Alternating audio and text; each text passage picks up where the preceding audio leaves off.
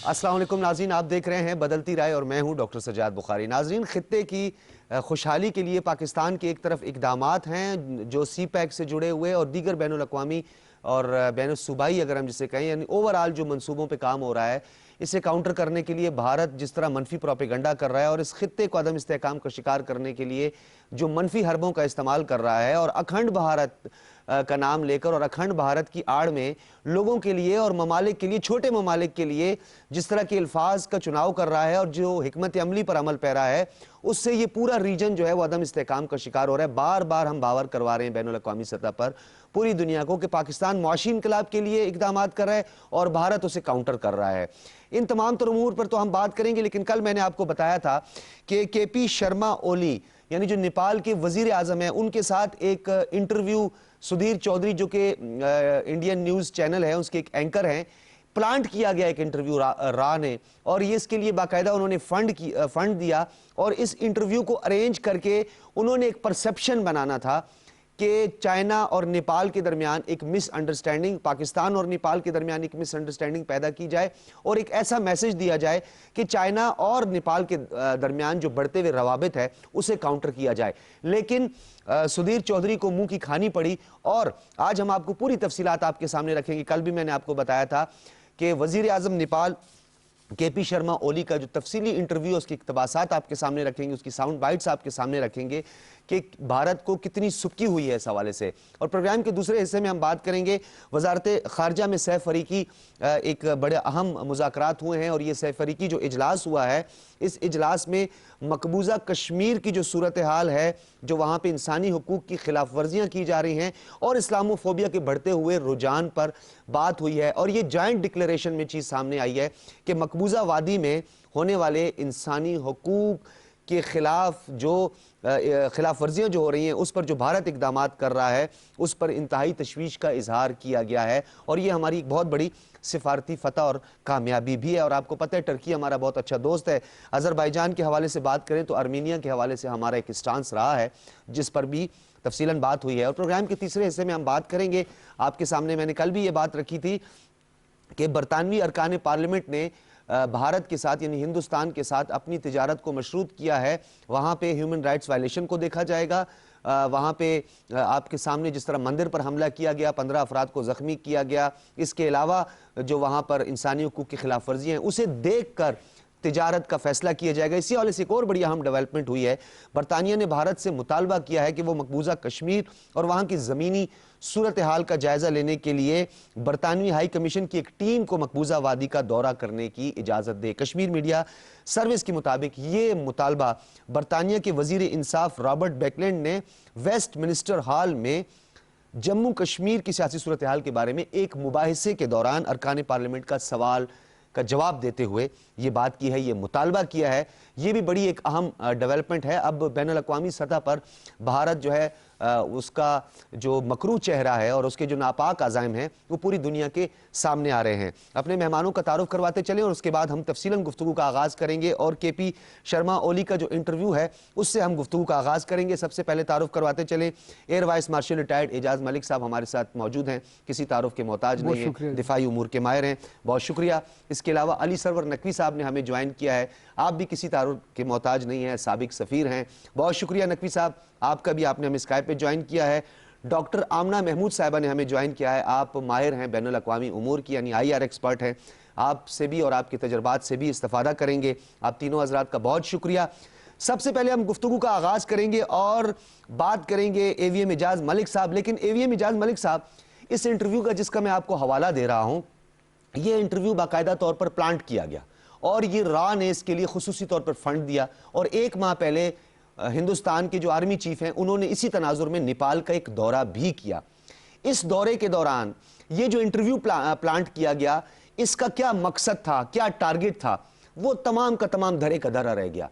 यानी भारत नाकाम हुआ इस स्ट्रेटजी में, इस हिकमत अमली में जो उसने पूरा एक जाल बुना था। कैसे नाकाम हुआ, पहले हम आपको उस इंटरव्यू की तरफ लिए चलते हैं कि भारत जो हेजमनी की बात करता है, इस पूरे खित्ते में अपनी जारादारी की बात करता है और वो दीगर ममालिक को छोटे छोटे ममालिक कहता है, کبھی وہ مالڈیوز میں انتخابات میں مداخلت کرتا ہے، کبھی وہ سری لنکا میں تامل ٹائیگرز کو سپورٹ کرتا ہے، کبھی وہ افغانستان کے اندر جو ہے وہ کیمپ بنا کر ان کو خصوصی فنڈ مہیا کرتا ہے، جس کا ہم نے ڈوزیر بھی جمع کرایا. لیکن ان چھوٹے ممالک کے لیے جو ایک خود مختار، جن کی اپنی سوورینٹی، انٹیگریٹی جو ہے اس کی بات وہ کرتے، لیکن بھارت ان کے ساتھ کیا رویہ رکھے ہوئے ہے. پہلے چلتے ہیں آپ کو ذرا یہ سدھیر چودھری کا سوال دیکھیے کہ انہوں نے کیا کہا کہ آپ کو بھارت کو باس سمجھنا، یعنی آپ نے چھوڑ دیا، بھارت کو باس نہیں سمجھتے. جی آپ کہہ رہے ہیں کہ اب آپ بھارت کو باس ماننے سے انکار کرتے ہیں، اسی پر بحث ہے. جب ہم دو پرائم منسٹر بیٹھیں گے تو دو پرائم منسٹر بیٹھیں گے، بڑا پرائم منسٹر چھوٹا پرائم منسٹر نہیں، دو سوورین کنٹری کے پرائم منسٹرز بیٹھیں گے. بڑے راشٹر کے ہوں چھوٹے راشٹر کے ہوں، پریسیڈنٹ ہیں، ہر پریسیڈنٹ کے ساتھ ان کا برابری کا رشتہ ہو. جی ناظرین، آپ نے سنا، اے وی ایم صاحب آپ نے بھی گفتگو سنی. ایک بڑا پرائم منسٹر، ایک چھوٹا پرائم منسٹر، کیسے یہ ممکن ہے؟ یہ سوچ ہے ہندوتوا، یہ سوچ ہے آر ایس ایس کی، اور یہ ہے جو ایک نظریہ جس کے تحت یہ دیگر ممالک کو چھوٹے ممالک سمجھ کے جو کچھ انہوں نے کیا. اس کا مطلب تو یہ ہوا کہ جس طرح نیپال نے اپنا ایک نقشہ سامنے رکھا، کالا پانی کا واقعہ بھی سامنے آیا، تو یہ دیگر جو ریاستیں ہیں وہاں پہ ہندوستان کے اندر، اب تو وہ بھی سوچنے پر مجبور ہو گئی ہیں کہ بھارت سے علیحدگی اختیار کی جائے. ڈاکٹر صاحب، سارک ممالک کی جو یہ ایک آرگنائزیشن بنی تھی، اس کو تقریباً 35 سال ہو گئے ہیں. اس کے بڑے اعلیٰ مقاصد تھے. اس ریجن میں تقریباً دنیا کی 22% کے قریب آبادی جو ہے وہ اس ریجن میں رہتی ہے. تو جن مقاصد کے لیے سارک کو بنایا گیا تھا، وہ آج تک ان پچھلے 35 سالوں میں بھارت کی ہٹ دھرمی کی وجہ سے وہ ہم ان مقاصد کو اچیو نہیں کر پائے. بھارت کے ہیجمونک ڈیزائنز ہیں، اس کے بارے میں جو ہے کوئی دو رائے نہیں ہے، اور یہ کوئی ڈھکی چھپی بات بھی نہیں ہے. اور یہ میرے خیال میں یہ جو ایک ریجن میں اور خاص طور پہ پاکستان کے خلاف یہ جو انہوں نے ایک ہائیبرڈ وار اور 5th جنریشن وارفیئر کا ایک تسلسل ہے کہ وہ کورسنگ کر رہے ہیں ریجن کے چھوٹے ممالک کی بھی، اور یہ اسی کی ایک کڑی ہے. لیکن وہ آج کل لگتا ہے بھارت کے جو ستارے ہیں وہ کچھ گردش میں ہیں، کیونکہ وہ جو قدم بھی اٹھاتے ہیں، را ہو، وہ ڈس انفارمیشن کے جو لیکس ہیں، یا دوسرے بہت سارے ریگولیٹر، میڈیا ریگولیٹر، تو وہ ہر جگہ ان کو منہ کی کھانی پڑ رہی ہے. تو بلکہ میرے خیال میں تو اب ہمیں بڑا سیریسلی یہ سوچنا چاہیے کہ ان تمام محاذوں پہ ناکامی کے بعد کہیں وہ کسی مس ایڈونچر کی جو ہے نا سوچ میں تو نہیں ہے، کیونکہ وہ پے در پہ ان کو جو ہے ریجنل فورمز پہ اور انٹرنیشنل فورمز پہ ان کو بے شمار جو ہے ناکامیاں ہوئی ہیں. تو بھارت کے جو مقاصد ہیں وہ ان کو دیکھیے، میں سمجھتا ہوں کہ کسی بھی ملک کو اپنے سائز، اپنے پوٹینشل کے مطابق اپنے جو ہے فارن پالیسی ایکسرسائز کرنے کا حق ہے. لیکن بھارت بڑا تو بننا چاہتا ہے، لیکن اس کے لیے وہ جو ایک انٹرنیشنل لاز میں اور انٹرنیشنل نارمز میں جو چیزیں ہیں کہ اگر آپ سپر پاور یا منی سپر پاور کا سٹیٹس کرنا چاہتے ہیں تو اس کا ایک طریقہ یہ ہو سکتا ہے کہ آپ اپنے ریجن میں اپنے ہمسایوں سے اچھے تعلقات پیدا کریں، ایک ان کو اپنے جو ہے ترقی کے عمل میں شامل کریں، بشرطے کہ آپ کی اپنی ترقی ہو رہی ہو. جو کہ لیکن آپ تو مطلب ہندوستان تو جارہداری جو ہے چاہتا ہے، وہ تو یہ زبردستی سپریمیسی کی بات کرتا ہے. وہ یہ آپ یہ سمجھ لیجئے کہ اگر کسی علاقے میں اگر آپ اپنی کوئی چیز اسٹیبلش کرنا چاہتے ہیں تو اس کا ایک طریقہ کار ہے کہ یا تو وہ جگہ رائٹ فلی آپ کی ہونی چاہیے، یا آپ اس کو مروجہ قوانین کے مطابق ایکوائر کریں، خریدیں یا کوئی معاہدہ کریں. لیکن بھارت چاہتا ہے کہ وہ اس ریجن میں وہ ایک بہت بڑا قبضہ گروپ بن گیا ہے. آپ وہ اپنے شہریوں کے خلاف یہ کشمیر کے اندر اور علاقے کی جو چھوٹی ریاستیں ہیں ان کو وہ اپنا ملٹری مسل اور اپنے جو ہے جو ایک اورا کریٹ کیا ہوا انہوں نے اپنے جو انٹرنیشنل پارٹنرز ہیں ان کی مدد سے، ویسے یہاں پہ اوپر اپنا جو ہے یہ جو ہے وہ ایک ڈنڈے کے زور پہ حکومت کرنا چاہتے ہیں. یہ بڑی اس انٹرویو کے اندر بڑے انٹرسٹڈ، کیونکہ اس کے پورا تفصیلی یہ انٹرویو ہے، میں نے اس پورے انٹرویو کو دیکھا ہے. اس کے اندر تو بہت ساری ایسی چیزیں جب ہم رکھیں تو کیونکہ ہمارے پروگرام کا اور شو کا اتنا ٹائم ہمارے پاس نہیں ہے کہ ہم اس پہ تمام چیزیں رکھیں، لیکن کچھ اس کی ہم نے کچھ کلپس نکالے ہیں. اس میں خاص طور پر جب ایک سوال کیا اینکر نے، سدھیر چودھری نے، کہ آپ یہ بتائیں کہ لگتا یہ ہے، ہمارا یہ خیال ہے، اب یہ خیال پتہ نہیں ہندوستانیوں کا ہے، سدھیر چودھری کا اپنا ہے، یا راہ نے لکھ کے دیا ہے کہ یہ سوال آپ ان سے پوچھیں کہ دو بڑے دیسوں کے درمیان لگتا ہے نیپال پھنس گیا ہے، یعنی چائنا اور ہندوستان کے مابین پھنس گیا ہے، فیصلہ نہیں کر پا رہا، دونوں کو خوش کرنا چاہتا ہے، یہ سوال کیا اور پرائم منسٹر کے پی شرما اولی نے اس کا کیا جواب دیا، سنیے ذرا۔ اس سمے نیپال کئی بار ایسا لگتا ہے کہ بھارت اور چین کے بیچ میں پھنس گیا ہے، ایک طرف چین ہے ایک طرف بھارت ہے، اور دونوں کو خوش رکھنا ہے، دونوں کو پسند رکھنا ہے، اور یہ دونوں دیش آپس میں بات نہیں کر رہے ہیں اس سمے۔ دونوں ہمارے پڑوسی ہیں اور پڑوسی کو بدلا نہیں جا سکتا۔ دو فرق political systems, economic and social system also, اس میں بھی کچھ بھنتائیں ہیں، ایسی پڑوسیوں کے بیچ میں ہم ہیں اور ہم بالکل سنتولت سمبند دونوں سے رکھنا چاہتے ہیں۔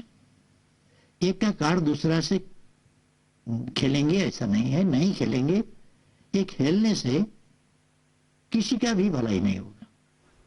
جی آپ نے سنا، ناظرین آپ نے بھی سنا، اور میں اب علی سرور نقوی صاحب آپ کی طرف آؤں گا۔ آپ نے سنا کہ وہ کہہ رہے ہیں کہ ہمیں کارڈ نہیں کھیلنا چاہیے، یہ کارڈ ہی جو کھیلا جا رہا ہے ہندوستان کی جانب سے، جس کی وجہ سے خطہ عدم استحکام کا شکار ہو رہا ہے، اور یہ ایک میسج انہوں نے دیا، نیپالی پرائم منسٹر نے کہا کہ پڑوسی بدلے نہیں جا سکتے۔ کیا اس پیغام کا، اس میسج کا کوئی امپیکٹ آپ کو لگتا ہے کہ کچھ ذرا برابر کوئی فرق بھی پڑے گا ہندوستان کے اندر جو یہ ہندوتوا اتنا پھلتا پھولتا جا رہا ہے؟ نقوی صاحب جی السلام علیکم سجاد صاحب، آپ نے جو پوائنٹ اٹھایا ہے وہ بہت بڑا اہم پوائنٹ ہے۔ میں سمجھتا ہوں کہ بھارت کی جو پالیسیز ہیں خاص طور پہ پڑوسیوں کے ساتھ وہ ایسی ہیں۔ آپ کو آواز آ رہی ہے؟ ٹھیک جی جی بالکل نقوی صاحب آپ کی آواز بالکل ٹھیک آ رہی ہے۔ اچھا، تو وہ ایسی ہیں کہ بھارت اپنا اثر و رسوخ اس طرح سے ایکسرسائز کرنا چاہ رہا ہے کہ جو آج کل کی دنیا میں ممکن نہیں ہے۔ دیکھیے نا، سارے ممالک سوورن اسٹیٹس کہلاتے ہیں، اور وہ اگر نیپال کو، چونکہ نیپال ہندو ریاست ہے، تو اب بھارت سمجھتا ہے کہ بھارت جو کہے گا وہی کریں گے۔ نیپال میں کہیں زیادہ میچورٹی ہے، سنجیدگی ہے، کیونکہ جو ان کے وزیر اعظم نے کہا وہ اس سے واضح ہوتا ہے کہ وہ کسی ایک طرف جھکنا نہیں چاہتے ہیں، اور نہ ہی وہ اپنی خود مختاری کو کسی طرح سے کمپرومائز کرنا چاہتے ہیں۔ تو جو بھارت کا رویہ ہے اور جو ان کی سوچ ہے، خاص طور پر جو ان کی سوچ ہے، وہ میں سمجھتا ہوں کہ وہ بہت غیر ذمہ دارانہ ہے۔ یہ غیر ذمہ دارانہ سوچ اس کو ایسی سیاست میں ڈال رہی ہے کہ وہ اب آگے چل کر کسی طرف کچھ بھی کر سکتا ہے۔ اور یہ جو وزیر اعظم نیپال نے جو کہا کہ یہ کارڈز کی بات، تو کارڈز جو ہوتے ہیں وہ اسٹریٹجک انٹرسٹ کے مطابق ہوتے ہیں، اور یہ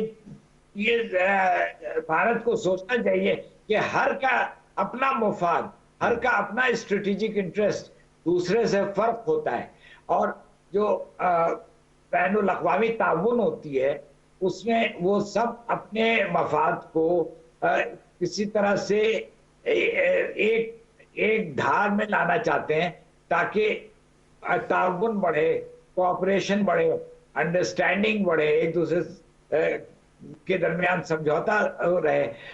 یہ ساری اصول کی باتیں جو ہیں وہ بڑے زمانے سے مسلمہ ہیں، سب جانتے ہیں۔ بھارت ان سب چیز کو اوورٹرن کرنا چاہتا ہے، اور وہ اس کو نیپال تک کی کوئی حمایت نہیں ہے۔ یہ حقیقت ہے اور یہی پوزیشن ہے اس وقت۔ اچھا نقوی صاحب یہ بتائیے گا کہ یہ سوال جو کیا گیا سدھیر چودھری کی جانب سے کہ چین اور بھارت کے درمیان لگتا ہے نیپال پھنس گیا ہے، ویسے یہ ایکسپیکٹ کیا کر رہا تھا کہ جواب کیا ملے تاکہ اس کو ایکسپلائٹ کرے اور آکے بتائے اور یہ حالات کو، چین اور نیپال کے تعلقات کو خراب کریں؟ یعنی اس کا مقصد کیا تھا کہ نیپال ان دو دیشوں کے درمیان پھنس گیا ہے؟ हाँ, ये बहुत ही मजाक खेज अंदाज है। अब फंस गया, मतलब कि आप जो जोग्राफिकल पोजीशन है उसको तब्दील नहीं कर सकते हैं, वो एक परमानेंट चीज है। तो फंसना या आजाद होना किसी सूरत हाल से, वो इस कॉन्टेक्स्ट में अप्लाई ही नहीं करता है। और ये जो उसने कहा वो बहुत गैर संजीदा बात की है उसने। और नेपाल के वजीर आजम को ये समझ में आ गया, क्योंकि उन्होंने वो हो सकता है कहते कि मैं तो भारत के साथ हूं, हम तो हिंदू रियासत है और आप ही के जो, तो वो उसने नहीं कहा, वो गुलवाना चाह रहे थे, यही वो कहलवाना चाहता था। बिल्कुल नकवी साहब, आपने बिल्कुल सही भांपा है, आपने बिल्कुल सही समझा है कि वो ये चाहता यही था, क्योंकि ये तो प्लांटेड इंटरव्यू था कि वो भारत की फेवर में ज्यादा बात करे और कोई ऐसा जुमला बोल दे कि वो फिर बाद में मीडिया की जीनत बने, सोशल मीडिया की जीनत बने, और फिर कहा जाए कि ये देखें नेपाल तो चीन के साथ ताल्लुकात नहीं उस्तवार करना चाहते, ये चीन वैसे ही जबरदस्ती अपने ताल्लुकात बना रहा है, ये दोनों ममालिक के दरमियान करना चाहता। बिल्कुल आपने सही समझा। नकवी साहब, आपकी तरफ मैं दोबारा भी आऊंगा। डॉक्टर आमना साहबा, बहुत शुक्रिया, आपने हमें ज्वाइन किया, आपको तो स्टूडियो में होना चाहिए था, आप नहीं आ सकी, खैर कोई बात नहीं, आप टेलीफोन लाइन पर भी हमारे साथ मौजूद हैं। ये बताइएगा, स्काइप पर आप हमारे साथ मौजूद हैं, मुझे प्रोड्यूसर साहबा भी बता रही हैं। ये जरा सवाल मैंने आपके लिए रखा हुआ है स्पेशली, आप भी जरा सुनिएगा। बैनुल अक़वामी उमूर को तो आप समझती भी हैं, आप पढ़ाती भी हैं।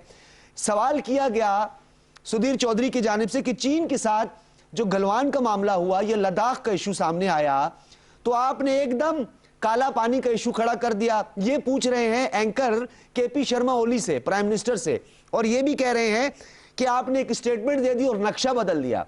क्या उन्होंने कहा और आगे से प्राइम मिनिस्टर का क्या जवाब था, आइए आपको सुनाते हैं। लेकिन मैं आपको भारत के लोगों का सेंटिमेंट बताना चाहता हूँ। चीन के साथ हमारा गलवान के ऊपर विवाद हुआ, लद्दाख के ऊपर विवाद हुआ, फिर बातचीत बंद हो गई, लगातार वो चल रहा है। जैसे ही वो हुआ, अचानक आपने काला पानी के बारे में स्टेटमेंट दे दिया, आपने भी नक्शा बदल दिया, और लोगों को ये लगने लगा कि ये सब कुछ एक साथ क्यों हो रहा है, अचानक क्यों हो रहा है। और लोगों को ये लगा, भारत के लोगों को, कि नेपाल जो है इस समय, नेपाल को तो चीन के खिलाफ कोई स्टेटमेंट देना चाहिए था। जैसा कि देखिए, भारत को बहुत समर्थन मिला बाकी देशों से, लेकिन नेपाल ने नहीं दिया, बल्कि नेपाल ने कहा कि अब मुझे भी मेरी टेरिटरी चाहिए। आपकी बात जरा भटकाने वाली है, बुरा मत मानिएगा, क्योंकि गलवान से हमारा लेना देना कुछ नहीं है। आपको मैं समझाऊं, दिल्ली ने 8वां एडिशन अपना मैप पब्लिश करवाया। कश्मीर और लद्दाख का बात था, वहीं पर सीमित रहता हो जाता। फिर नेपाल का टेरिटरी, उसमें नेपाल का टेरिटरी को शामिल करने का कोई जरूरत नहीं था। जी डॉक्टर साहबा, आपने सुना क्या कहा केपी शर्मा ने? उन्होंने कहा कि जी आपने जब लद्दाख का मामला चल रहा था या गलवान का इशू चल रहा था, तो आपने नेपाल को भी बीच में लपेट दिया और आपने जो है नई दिल्ली ने एक नया नक्शा बना दिया। तो डेफिनेटली हम अपनी टेरिटरी की भी बात करेंगे। वैसे ये सवाल में दो पहलू हैं। एक तो पहलू ये है कि उन्होंने कहा कि जी आपको फौरी चीन के खिलाफ स्टेटमेंट देना चाहिए थी। इसका मतलब तो ये लगता है कि वो प्राइम मिनिस्टर नेपाल से ये उगलवाना चाहते थे कि आप अभी स्टेटमेंट दे दें, ये उससे फायदा उठा ले, वो तो उन्होंने दी नहीं। दूसरा, उन्होंने ये कहा कि आप जो बात करें ये भड़काने वाली बात है। इसका मतलब ये है कि केपी शर्मा भी इस बात को समझ गए थे। डॉक्टर साहबा। जी जी बिल्कुल। सब पहले तो माजरत के मैं पहुंच नहीं सकती स्टूडियोज पे, और मैं स्काइप पे पिंग किया। It is always been a pleasure to be your programme, क्योंकि आपका एनालिसिस बहुत अच्छा होता है और मैं भी उसमें पार्टिसिपेट करती हूँ। बहुत शुक्रिया। तो लेकिन ये बहुत इंपॉर्टेंट क्वेश्चन है जो आप कर रहे हैं। देखिए, हर कौम जो है वो अपने नेशनल इंटरेस्ट के मुताबिक चलती है। तो इंडिया जिस तरह से नेपाल को शुरू से एक्सप्लॉइट करता रहा है, जिस तरह से उनके नेशनल इंटरेस्ट को वायलेट करता रहा है, कभी उनके ऊपर ब्लॉकेट करके, कभी उनकी तजारत के रास्ते को बंद करके, क्योंकि वो एक लैंड लॉक कंट्री है, तो वो मजबूर है इंडिया के साथ, और उनके पास पहले कोई रोजगार का जरिया नहीं था और वो अपने लोगों को भेजते थे इंडिया काम करने के लिए। तो इंडिया इसको एक्सप्लॉइट करता रहा है बहुत ज़्यादा। अब क्योंकि नेपाल को एक ओपनिंग मिल गई है कि उन्हें चाइना से इकोनॉमिक बेनिफिट भी मिल रहे हैं और पॉलिटिकल भी। तो इसलिए इस वक्त उन्होंने बहुत राइटली डिसीजन लिया है कि उनको एक इंडिपेंडेंट फॉरेन पॉलिसी फॉलो करनी चाहिए। तो जो नेपाल के प्राइम मिनिस्टर हैं, इससे पहले वहाँ पे क्योंकि बादशाहत थी और अब वहाँ पे इलेक्टेड प्राइम मिनिस्टर हैं, तो इससे भी हमें उनकी पॉलिसी स्टैंड का पता चलता है कि जो वो इस वक्त डेयरिंग स्टेप ले रहे हैं और स्टैंड ले रहे हैं, इंडिया के दबाव को जिस तरह से बर्दाश्त कर रहे हैं, वो इसलिए है कि पीपल्स पावर उनके साथ है। और नेपाल में पब्लिक ओपिनियन इंडिया के इस कदर खिलाफ है कि अब कोई भी इलेक्टेड गवर्नमेंट इंडिया के साथ उन फुटिंग्स पे नहीं चल सकती जिसमें सबऑर्डिनेशन हो, जो कि इंडिया चाहता है। इंडिया ये चाहता है कि वो इस इलाके में अपनी हेजीमनी कायम करे और उसके सारे हमसाए घुटनों के बल झुक के उससे बात करें। तो ऐसे तो मुमकिन नहीं है ना, जैसे अली सरवर नकवी साहब ने मेंशन किया कि, और एवीएम साहब ने भी कहा कि हर मुल्क एक सॉवरन कंट्री है और वो क्योंकि अपनी सॉवरेनिटी की हिफाजत करना जानते हैं, तो इसलिए अब ये मुमकिन नहीं है। और हिंदू स्टेट का जो कार्ड है वो अब एक्सपायर हो गया है, इसलिए कि इंडिया अपने मुल्क में जो माइनॉरिटी के साथ कर रहा है वो बाकी सारे मुल्कों के लिए बहुत अलार्मिंग है और खित्ते के मुल्कों के लिए बहुत अलार्मिंग है कि हिंदुत्व जो है वो एक खास हिंदू सेक्ट को और मिजाज को लेके चल रही है। तो उसमें नेपाल को उन्होंने कभी हिंदू के तौर पे फैसिलिटेशन नहीं दी है, तो अब नेपाल से वो फैसिलिटेशन क्यों मांगते हैं? और जबकि चाइना उनके साथ बिल्कुल भी कभी भी हॉस्टाइल नहीं हुआ है, तो उनके लिए चाइना अच्छी ऑप्शन है। और जब भी नेशनल इंटरेस्ट का मामला होगा तो आप उसके ऊपर जाएंगे जो आपको ऑनर भी करेगा और आपके नेशनल इंटरेस्ट को प्रोटेक्ट भी करेगा। तो इस लिहाज से नेपाल के वजीर आजम क्योंकि वो एक स्टेट्समैन है, तो वो बिल्कुल भी एक मामूली सहाफी की बातों में आके अपने कौम के खिलाफ। अच्छा डॉक्टर साहबा, इसमें एक बात और बड़ी इंटरेस्टिंग है, अगर आप ये पूरा इंटरव्यू सुने तो उसमें इन्होंने इनडायरेक्टली उनको ब्लैकमेल करने की भी कोशिश की है कि जी इंतखाबात आ रहे हैं तो आपकी कामयाबी के क्या इम्कानात हैं। यानी उनको एक थ्रेट भी उन्होंने किया कि जी इंतखाबात आ रहे हैं, जैसे हमेशा जो एक टारगेट रहा है। आपने देखा मालदीव्स में प्रेसिडेंशियल इलेक्शन के अंदर हमने देखा एक्सपोज हुए, वहाँ पर इनका पॉलिटिकल इन्फ्लुएंस नज़र आया। इसी तरीके से बांग्लादेश उनसे नाराज़ है। श्रीलंका के अंदर वो क्या कुछ करते रहे कि महिंदा राजापक्से दोबारा जो है इक़्तिदार में ना आए, उनके लिए उन्होंने क्या कुछ किया। तो इसका मतलब ये कि अखंड भारत से कोई इनको खतरा, अखंड भारत से खतरा नहीं है। खतरा है तो ये इनको इलेक्शन पर जो है ना इनका टारगेट है। और ये नेपाल के प्राइम मिनिस्टर से ये सुधीर ने बार बार ये बात की। डॉक्टर बुखारी साहब, इसमें जो है ना बड़ी एक इम्पॉर्टेंट बात है कि जो इलेक्शन के करीब, क्योंकि इंडिया नॉर्मली फाइनेंस करता है एंटायर को नेपाल में भी, मालदीव में भी और बांग्लादेश में भी खास तौर पे। तो लेकिन इस वक्त जो प्राइम मिनिस्टर है उनके लिए बड़ा जरूरी है कि वो नेशनल इंटरेस्ट और डिग्निटी के हक में स्टैंड लें ताकि उनके लोग उनको वोट दे सकें। और अगर वो इंडिया के हक में जाएंगे तो अवाम की जो पब्लिक ओपिनियन है वो इंतहाई खिलाफ है इंडिया के। तो मेरा ख्याल है कि ये धमकी उसके लिए बिल्कुल भी कारगर नहीं है नेपाली प्राइम मिनिस्टर के लिए, इसलिए कि उनके लोगों की सपोर्ट उनके साथ है और एक्सप्लॉयटेशन की जो दौर है वो गुजर चुका है। अच्छा डॉक्टर साहब, मैं आपकी तरफ दोबारा आऊँगा और एवीएम साहब अब आपके लिए एक और जो है वीडियो क्लिप हमारे पास मौजूद है। वैसे सुधीर चौधरी, तेरी मासूमियत पर तो मैं हैरान हूँ, क्या तेरा अंदाज़ बयां है। यानी कितनी कोशिश की कि केपी शर्मा से अपने मनपसंद और अपनी मर्ज़ी का एक स्टेटमेंट या बयान उनके मुंह से निकलवाया जाए और वो इस पूरे खित्ते के अंदर उसको एक्सप्लॉइट करे और बताए पूरी दुनिया को, ख़ास तौर पे चाइना को, कि ना बढ़ाएं अपने ताल्लुकात। उनको बहुत तकलीफ़ है, यानी नेपाल के लोगों को कि उनको तकलीफ़ नहीं है कि नेपाल के लोगों की जो माशी मुश्किलात हैं वो दूर होंगी चाइना के साथ एक अच्छे ताल्लुकात उस्तवार करके। चाइना के साथ उनकी शराकत दारी जो है वो नेपाल के अंदर जो है डेवलपमेंट के लिए बहुत अच्छा है। नेपाल भी जो है तरक्की याफ्ता ममालिक की सफ़ में दौड़ में कम से कम शामिल हो जाएगा। उस सफ़ में टाइम तो लगेगा, लेकिन वहाँ पर इसको खुशहाली कबूल नहीं है जिस तरह वो इस पूरे खित्ते के अंदर खुशहाली नहीं चाहता।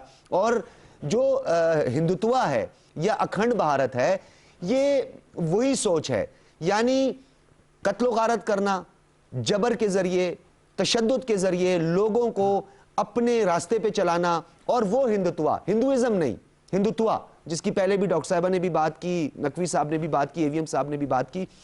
तो एवीएम साहब, मैं आपको एक और वीडियो क्लिप दिखाना चाहता हूं। यहां तो सुधीर ने आखिरी अपना जो है वो एक कहते हैं ना आखिरी तीर चलाया और उसने कहा कि शायद यहां से कोई बात समझ में आ जाए।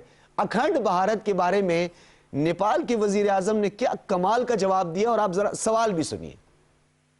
ہمارے یہاں بہت سارے لوگ اس کانسیپٹ کو اکھنڈ بھارت کا کانسیپٹ بنا کر آگے پوش کرتے ہیں کہ اکھنڈ بھارت ہونا چاہیے. پھر سارے جو آس پاس کے جو یہ پورا علاقہ ہے، یہ سنسکار ہیں، یہ ہماری جو اتہاس ہے اتنا، وہ سب پھر ایک اکھنڈ بھارت کے کانسیپٹ میں آ جائے گا. آپ اس سے اگری کرتے ہیں؟ نہیں. پرشن یہ ہے کہ اتہاس پیچھے نہیں جائے گی. اکھنڈ بھارت دراصل کبھی تھا ہی نہیں.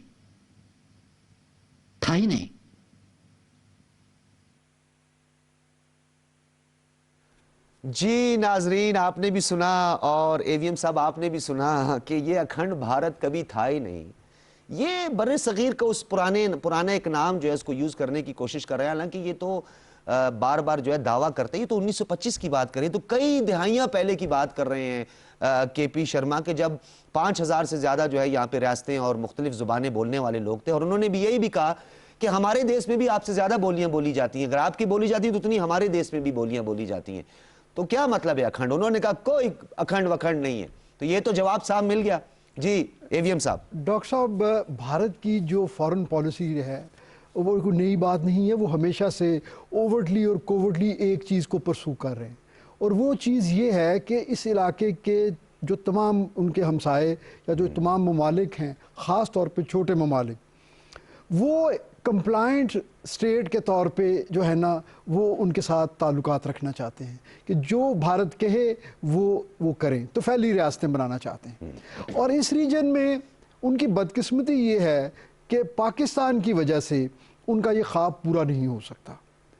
اور اسی لیے آپ ترقی کی بات کر رہے ہیں کہ ان کو اپنے پڑوسیوں کی ترقی کی فکر ہوگی، ان کو تو اپنے عوام کی ترقی کی فکر نہیں ہے. لیکن اے وی ایم صاحب، نیپال، بھوٹان، بنگلہ دیش، افغانستان کے لوگوں کو میرے خیال میں پتہ نہیں ہے. بتا بھی دینا چاہیے کہ یہ اکھنڈ بھارت آپ کو بھی کہہ رہے ہیں کہ آپ بھی اکھنڈ بھارت کے حصہ ہیں. اچھا یہ دیکھیں، یہ نیپال کو بڑا انہوں نے ہائی لائٹ کیا تھا کہ یہ اکھنڈ بھارت ہے. اچھا ڈاکٹر صاحب، مطلب یہ دنیا کی آنکھوں میں دھول جھونکتے ہوئے نا وہ جو ہسٹری کا پرسپیکٹیو ہے اس کو بھی بھول جاتے ہیں. آپ یہ دیکھیے کہ وہ جس اکھنڈ بھارت کا یا مہا بھارت کا جو ایک لے کے جارگن چلتے ہیں، وہ چیز ان کی جو ہے نا ویدوں میں اور جو دیو مالائی ان کی کہانیوں کی کتابیں ہیں نا اس میں تو ہو سکتی ہیں، لیکن جو ریسنٹ ہسٹری پچھلے کئی سینچریز کی جو ہسٹری ہے اس ریجن کی، اس میں اس طرح کی کوئی چیز کبھی ایگزسٹ نہیں کرتی تھی. یعنی آپ یہ دیکھیں کہ جو سب سے زیادہ ایک اسٹیٹ یونین کی صورت میں یا ایک کمبائنڈ یا ایک اکٹھی ریاست کے طور پہ وہ یا تو مغلوں کے زمانے میں رہی، اور اس کے بعد جو برٹش انڈیا تھا وہ ایک ریاست تھی. اس کے علاوہ تو آپ ان کی کوئی ہسٹری اٹھا کے دیکھ لیں. سر یہ ویسے بھی آپ کو پتہ ہے نا کہ یہ انسپائر ہیں اسرائیل سے، اور یہ جو گریٹر اسرائیل ہے جو ہمیشہ اس کا خواب شرمندہ تعبیر تو ہونا ہی نہیں ہے، وہ بھی اس کے ساتھ کیا ہوا ہے آپ دیکھیں. وہ گریٹر اسرائیل یا آفاقی اسرائیل کے نام پہ کیا کچھ کر رہا ہے. شاید انہوں نے سمجھا کہ اکھنڈ بھارت کا یہ بھی ہم بیان ساتھ چلاتے، دونوں انسپائر ہیں نا. بھارت میں ہسٹری میں آپ دیکھیں، کسی بھی نیوٹرل سورس سے پڑھ کے دیکھ لیجئے، وہ کبھی بھی سوائے مسلمانوں کے دور میں جو کہ مغلوں کا دور تھا، یا پھر جو برٹش کراؤن کے نیچے برٹش انڈیا تھا اس میں وہ ایک بڑی ریاست بنی. اس کے علاوہ تو چند بڑے راجے ہوتے تھے، مہاراجے ہوتے تھے، اور باقی 500 سے زیادہ جو 560 کے قریب جو چھوٹی ریاستیں تھیں، اسٹیٹس تھیں، وہ بھارت اس کا مجموعہ تھا. اور جو بھی دارالخلافہ ہوتا تھا، جو بھی دارالسلطنت ہوتا تھا، اس کی ریٹ جو ہے وہ اپنے قریبی چند جو ہے نا ریاستوں تک ہوتی تھی. اور جو دور دراز کے ریجن تھے، صدرن ریجنز خاص طور پہ، یا جو ویسے اے وی ایم صاحب ابھی جو ہندوستان کہلاتے ہیں اس کی کہاں تک ریٹ ہے؟ اس کی بھی تو دہلی تک ہے. جی سب تو اس سے علیحدہ ہو گئے. نہیں تو وہ اس بات کو چھپانے کے لیے تو یہ سارا کچھ کر رہے ہیں نا جی، کہ تاکہ کسی کی توجہ ان کے اندرونی مسائل پہ نہ آئے. ٹھیک ہے.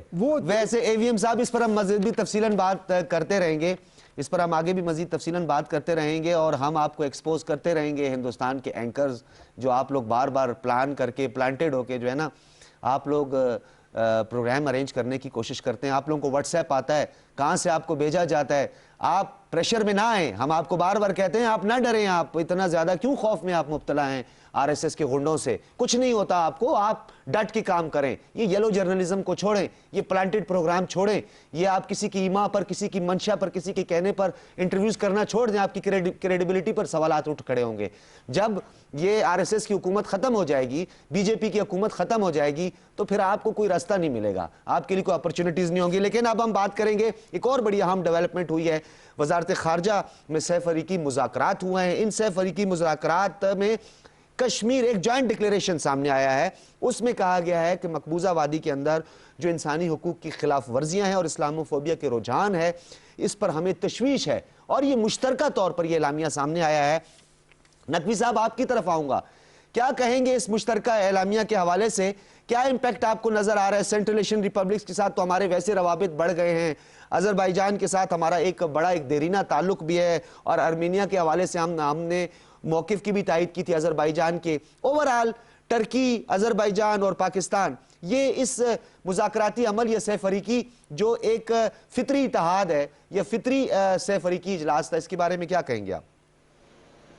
جی ہاں, میں سمجھتا ہوں کہ یہ واضح کرتا ہے کہ ترکی اور آذربائیجان پاکستان کے موقف کو اچھی طرح سمجھتے ہیں, نہ صرف سمجھتے ہیں بلکہ اس کی حمایت کرتے ہیں. تو یہ ہمارے لیے بہت باعث تعریف ہے کہ یہ دو دوست ممالک کے سربراہ جو ان کے وزرائے خارجہ انہوں نے آ کر قسم کے بیانات دیے ہیں اور ایسے مشترکہ اعلامیہ میں شریک ہوئے ہیں جس میں کہ کیا گیا کہ بھارت میں انسانی حقوق کی پامالی ہو رہی ہے, تشدد ہو رہا ہے, وہاں کی عوام کے زیادتی ہو رہی ہے. تو یہ اچھی بات ہے کہ یہ آگاہی ان تک پہنچی ہوئی ہے اور انہوں نے اس کی حمایت کی. میں سمجھتا ہوں کہ کشمیر کا مسئلہ تو ظاہر ہے ہم سب کے لیے باعث تکلیف اور باعث پریشانی بہت ہے, لیکن آہستہ آہستہ رائے عامہ دنیا بھر میں بہت لوگوں پہ بھارت کی جو پالیسیز ہیں, جو ان کا طور طریقہ ہے, اس کی آگاہی بہت بڑھ رہی ہے, کیونکہ یہ زمانہ ایج آف انفارمیشن کا ہے.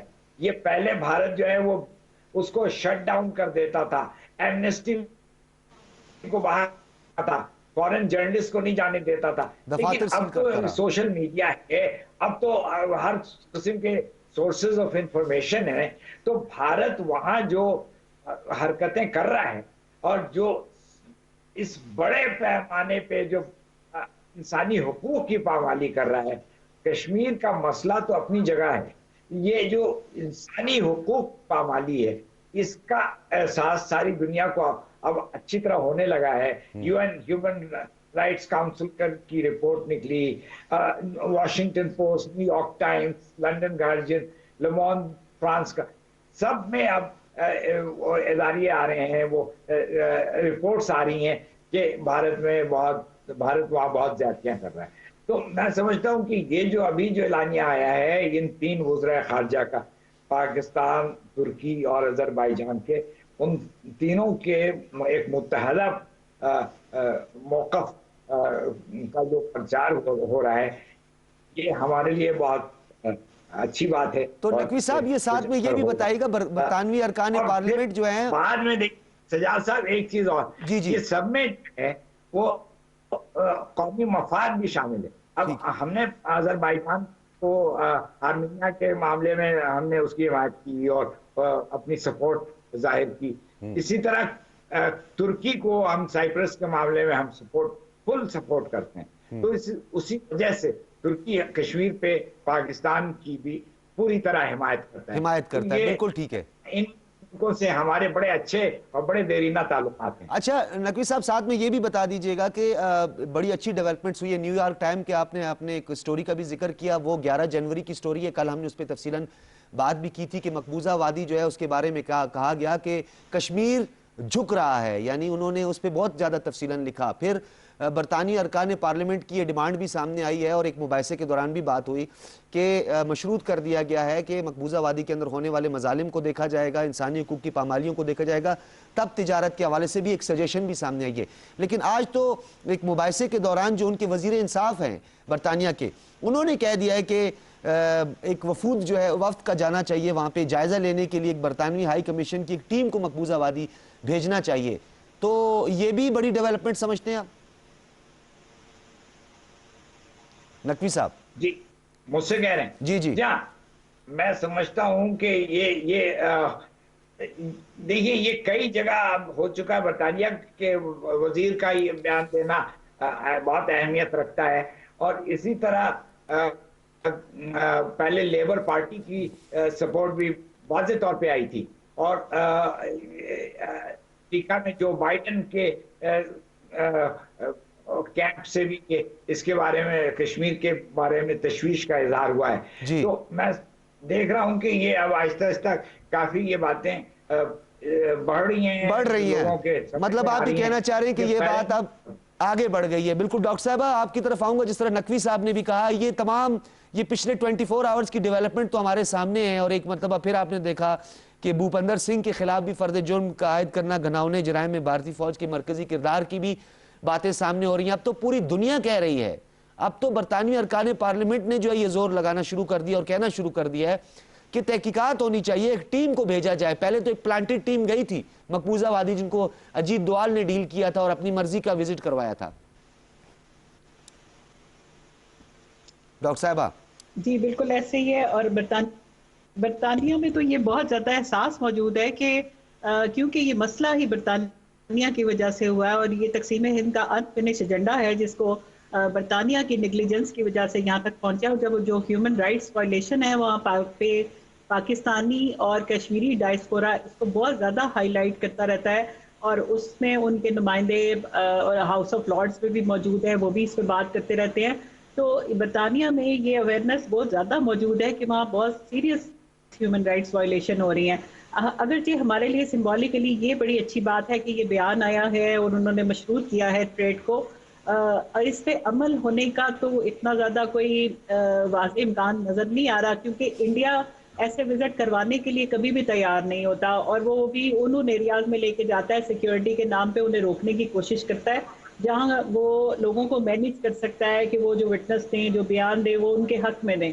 لیکن اس کے باوجود بھی ان کی یہ کوشش جانے کی بات ہی ہمارے لیے بہت اہم ہے، اور ہم امید کرتے ہیں کہ ہم جو ہمارا پاکستانی ڈائسپورا وہاں پہ موجود ہے اور جو پاکستان کی گورنمنٹ ہے اس سے فائدہ اٹھائے گی اور ان سے زیادہ سپورٹ لینے کی کوشش بھی کرے گی.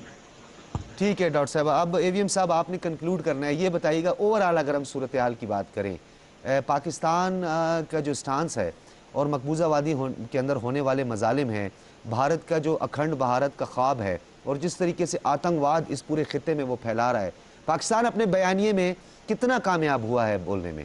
جی دنیا کو باور کروانے میں کتنا کامیاب ہوا؟ ڈاکٹر صاحب آپ نے بڑا اچھا سوال کیا، کیونکہ آپ کے جو سیگمنٹ جو دونوں دوسرے سوال تھے اس کے بڑے خوبصورتی سے ہمارے دونوں ساتھی پینلسٹ نے اس کا جواب دے دیا. میں اس کو ریلیٹ کرنا چاہوں گا آپ کے سوال سے. میرے خیال میں ہمارے اندرونی محاذ پر اور کچھ بیرونی بھی ہے اس میں کہ جو موجودہ حکومت کے جو ناقدین ہیں وہ ایک چیز کو بڑا ہائی لائٹ کر رہے ہیں یا کرنے کی کوشش کرتے ہیں کہ جی پاکستان کی فارن پالیسی کا کوئی مسئلہ ہو گیا ہے، پاکستان آئسولیشن کی طرف جا رہا ہے. تو اس ساری بحث سے ہم یہ چیز کنکلوڈ کر سکتے ہیں کہ ایسا نہیں ہے.